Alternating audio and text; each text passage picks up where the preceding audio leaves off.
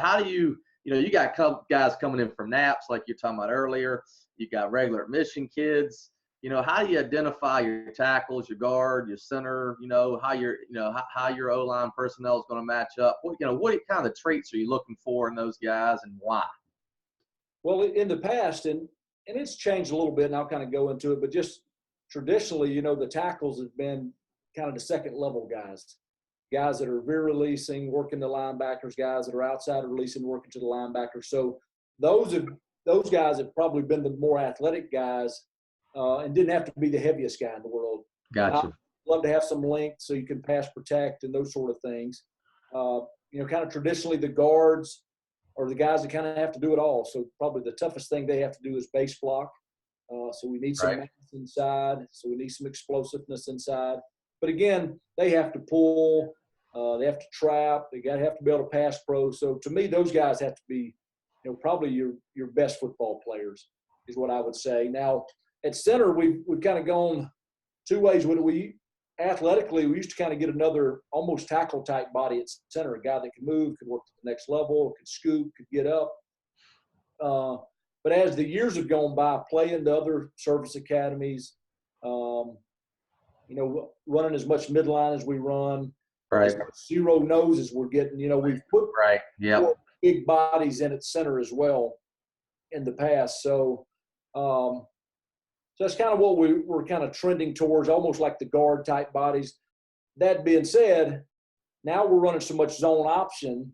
Our tackles, they need some mass as well too. So if you look at a Navy line and you looked at our roster depth chart maybe 10 years ago, we've gotten so much bigger. We're just about 300 pounds across the front now.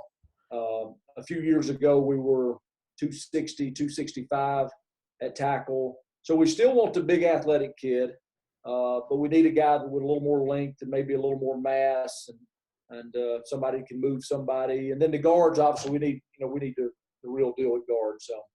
Right. Yeah, and I'm sure the guys you're facing, particularly with so much either odd front or bare front things y'all are seeing, you got to have a little bit more bigger, beefier, stronger guy in there. I know the Naval Academy's kind of helped you guys the last several years with allowing those guys to stay, that big, Yeah, so the rules haven't really changed since I've been here. The rules of the academy and the fitness of the young men has been the same. They have to do a physical test twice a year. Right. Push up, sit up, run, or stationary bike. And then the graduation requirement has not changed. And I think the graduation requirement at our place is the most stringent of the service academy. Yeah. Our guys have to run 1.5 miles in 10.5 minutes to graduate. Now you're talking guys that are finishing the football season at 300 pounds plus sometimes, and they've got to do that by the time they graduate in early May. So weight loss and running and conditioning huge at second semester for all these guys. Yeah, that's good motivation to lose some weight, right? But back to the other thing is we try to fit guys in all these molds, but truthfully what we try to do is we try to get our best 5 guys on the field. We had a guy a couple years ago that had the perfect tackle body, kid John Dowd that played for us, ended up starting for us 2 years at guard. And the reason we moved him to guard is because, we had 2 good tackles. And he was going to be the third tackle, and he was just one of our best 5.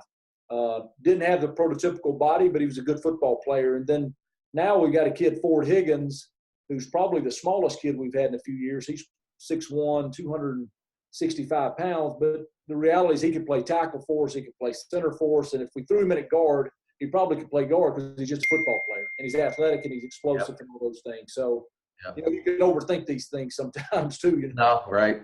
So we just try to get the best guys on the field and try to go from there, Yeah, no, that makes complete sense. I mean, and I, when I was getting into it, that you're right. That's how it was. You had smaller, more athletic guys at tackle that could block in space and block second, third level guys, and your guards were your pluggers.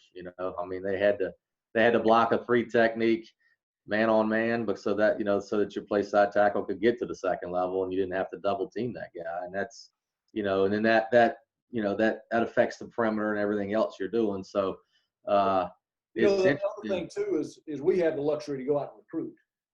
Right. I mean, a lot of you guys, the high school coaches, you got to play with what you got. So Right. just find some football players and put them in there and coach them up and do the best you can. I